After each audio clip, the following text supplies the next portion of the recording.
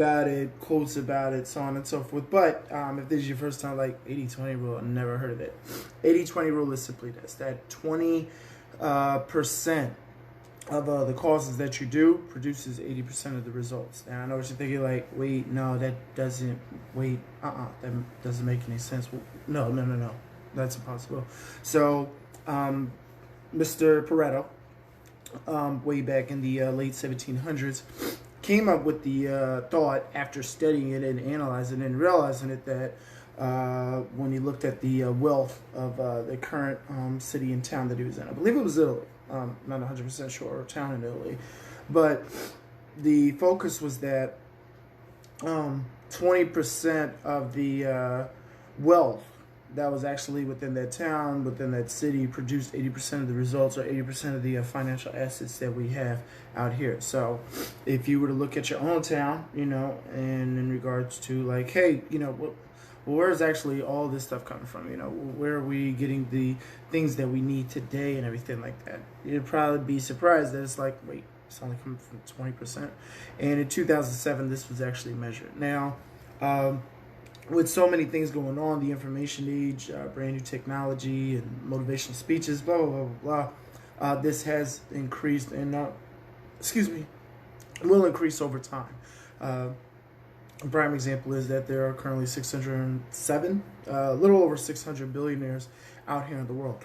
Obviously, we started at zero some point in time, way back when. So, and then we're not even counting the billionaires that are billionaires that are not documented as billionaires. So, but today I wanted to discuss, wrote down here, affirmations.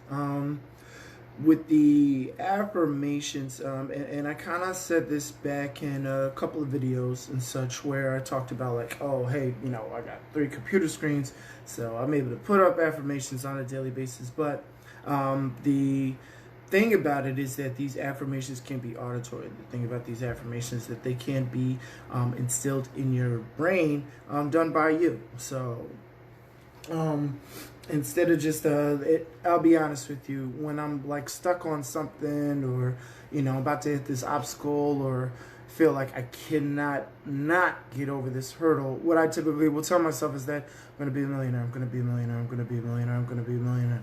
And the reason behind it is that, shoot, I might have a bill due, there might be something that stresses me out at work, there might be something that's preventing me to get to a certain destination, or maybe a deal had fallen through. So I say this as saying that, my current situation is extremely temporary.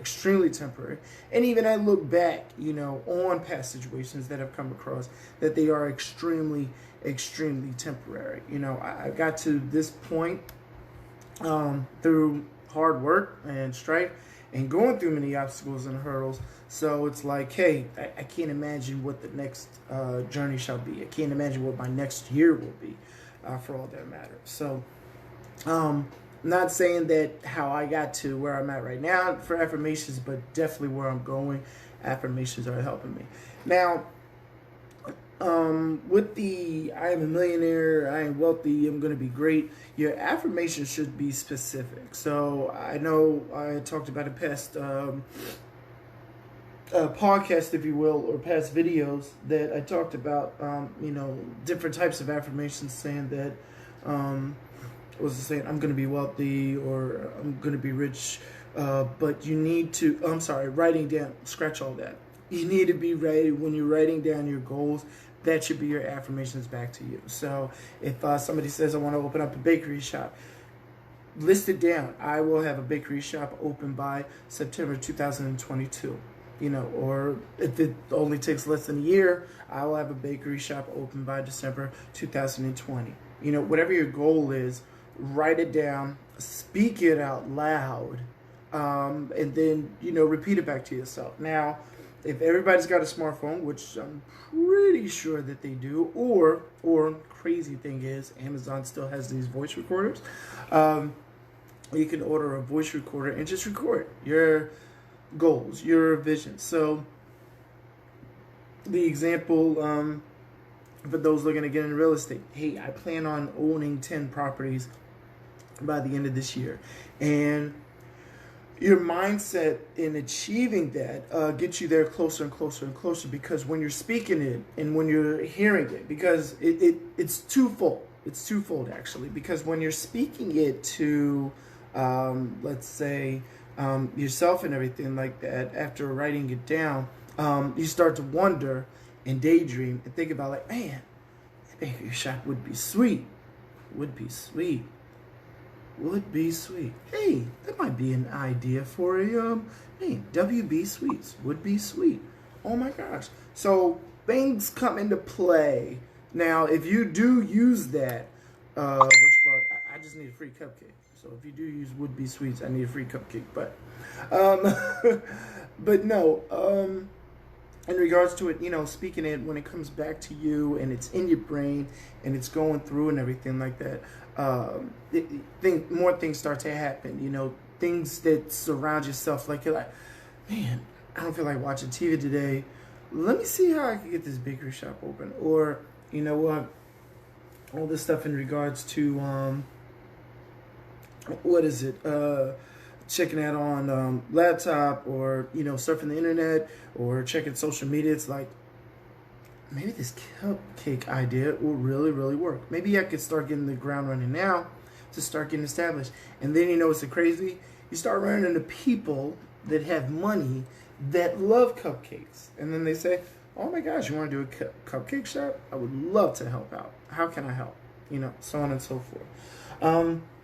And so that's pretty much all that I wanted to share with you today. So with the affirmations, make sure that you have already written down your goals if you haven't already, written down your vision if you haven't already, and then speak it to yourself, record it for yourself, speak it to yourself, so that way you're like, oh, okay, this is what it is. This is what it's going to be about, and everything like that. So, and then for the realtor tip of the day. My realtor tip of the day is home inspector. Now, this goes on the realtor side and this goes on the buyer side. Your realtor should actually be the one to provide you assistance in regards to finding a home inspector. Now, that's not to say that in regards to stuck with my words here, that you, the buyer, if you already have like home inspectors that you utilize and are trustworthy with it, then by all means, definitely run with them. But what I'm saying is that, with the home inspector, that a buyer's agent the realtor should be able to provide you a couple of assistance. And for my realtors who are just getting started, like, I don't know where to go for a home inspector, by all means, all you need to do is simply Google or ask your fellow agents. Simple as that. And then my last thing, the resume writing tip. For those that have experience over 10 years, cut it out. Honestly, cut it out. And you're like, well, Dan, cut it out. But no. I only worked like 2008 to 2012. And then after that, I was a stay-at-home parent and everything like that. That's cool. That's fine. But over 10 years, cut it out. Now, if you've been at the same job, past over the 10 years, then by all means, definitely doesn't make sense you putting down specifically 2010 2020 and knowing that you had started in 2004 and such. So with that being said and all, definitely pretty much play the rules with it. But if your job is, if you've been at the same job since 2008, leave that 2008 job. But if you have anything prior to 2008, take it off. It's not necessary. So, ladies and gentlemen, thank you so much for joining me today. Again, my name is Nathaniel Umstead. And, I'm so sorry. I forgot to mention this. Hit that subscribe button. So, you can get more videos like this.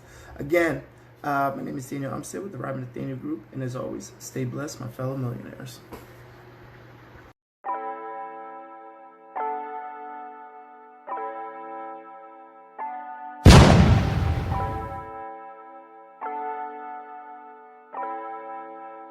Fleslet on the beat.